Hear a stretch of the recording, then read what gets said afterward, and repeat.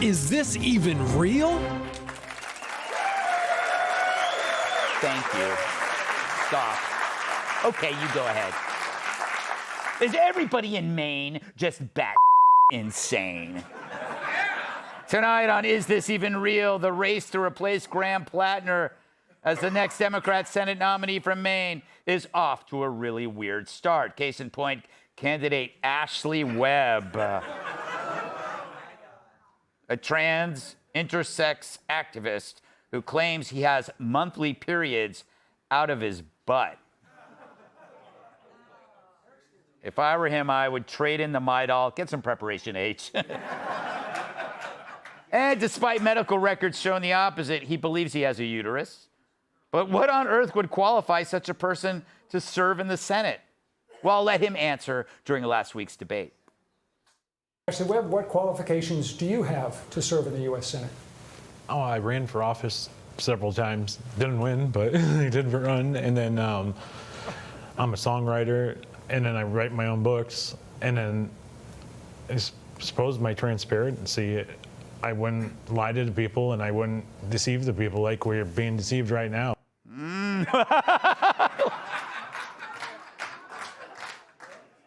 To his point, he really isn't fooling anyone. I'd have to be really wasted at a bar to go home with that. But he says he wouldn't deceive people, and yet he promotes his memoir with an AI-generated image of a thin young woman. That's the picture he uses. But on the bright side, at least it doesn't have a Nazi tattoo, which is the new standard. And compared to most Dem candidates these days, this guy fits right in like a tampon in a fat man's ass. Period. See how I ended that with period? It's a little... Hence the clap, Greg. That's why they clap. Yes. Charles, I got to give him credit for one thing. He doesn't like the weird thing about these the trans delusionists is that they don't even try. Like he's not even modulating his voice. Right, it's like right. At least put in an effort, dude. Right. I guess that went away a long time ago, right? But the whole thing was like a Salvador Dali nightmare. Yeah. It was like, I felt like I did smoke my Hunter Biden's crack pipe just watching that just now. But again, it gets back to what you guys were talking about earlier, though. Where was the substance, though? Yeah. I mean, really, everything, you can be what you want. And listen, I don't care about any of that. But realistically, where is the substance? Where's the guidance? Where's the future? What's going to happen? If all it takes is I wrote a few books, you could be president of the United States. That is true. Yeah. And I also bleed from my butt, but for another reason. But you're right, though, because by ignoring ideas, as long as the person ticks off a box, they get in, and you get somebody that's really, really screwed up. Kat, this is, okay, I guess the question is, how can someone like that get on the ballot? How easy is it? It can't be good or healthy for him either. It's not health. Okay, look, all right. As the only woman on the panel, Barely. I feel. Yeah, I'm watching you, Shalou.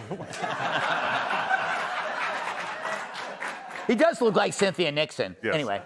I feel I need to say that Ashley is not having a butt period because Ashley's transgender. It's because no one is. Yeah. And if you think that you are, then you need to get a colonoscopy.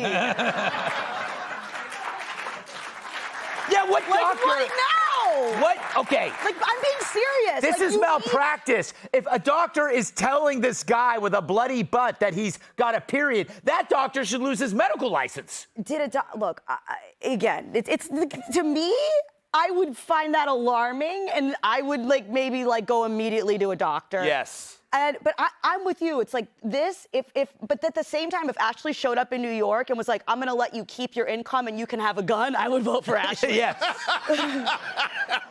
That's because you like ideas. I like ideas. You like ideas. I like ideas. Who cares about identity? It's ideas. That's what matters to me. Yeah, you know what? Okay, so Tyrus, This Webb, or whatever the name was, got on the ballot by collecting 500 signatures from registered Dems and filing a declaration of intent. It's that easy. There's some, you know what? The people of Maine got an amazing sense of humor. Yeah. I mean, could you just imagine? The other thing is this, though. If a 6'6", 300 and I'll be generous, 10-pound thing comes to your door and says, "Hi, I need you to sign this, so I'll go run," they're gonna sign. Yes. I mean, like, the Jehovah's Witness might want to recruit this guy. You might get a few. But I think the saddest thing is that he's so mentally unstable, which makes him dangerous. But that was him being prepared. Yeah. Like, it wasn't like they didn't think these questions would come up. And his thing is like, I'm a songwriter, I write books, and I period out of my ass. Back to you. Oh, yeah, by the way, no taxation without representation. So, Tom, do you think they were better off with Platner? I mean, that's what you set the bar so low. Yeah. But I think it's interesting that, you know, if you're a writer, you usually describe yourself as a writer. You don't say, "and I write my own books." Yeah. That's like, that's the way like a fifth grader talks about writing. You know, Yeah. I don't think he writes his own books. If you say, "I write my own books," especially with that picture, I think it's all done by AI. I wish Trump was on this debate, you know, because like that's what they needed, because everyone else on the panel was just speaking, you know, they weren't making any reference to it at all. I wish they had the split screen. You know, when Trump had the debates with Biden, and he was just.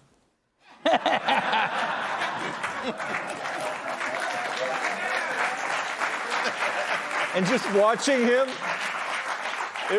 it would have been great, you know.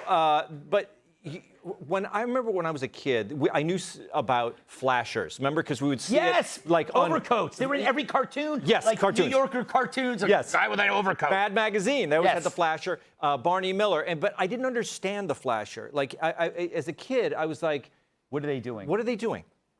It didn't make sense to me because as a kid, I didn't understand that somebody would, you know, get off on someone else's revulsion. Right. I feel like these people, this guy is, they're cultural flashers. Yeah. Well, they actually diagnosed it as a humiliation fetish. Yes. So we all have to deal with it, and that's why it's so good that people are not dealing with it. I mean, you have to be polite, you have to whatever, but you can't just buy into. No. You know what I mean? But that's what all these politicians were doing, and the media and everything else. So, you know, you don't have to be nasty about it, but you don't have to buy into it. No, you shouldn't, and especially if you got kids around and you don't, it's bad. I wonder what Platner is doing right now. Getting his looking for an agent. Oyster farming? Yes. Maybe he's writing his own book. Yeah.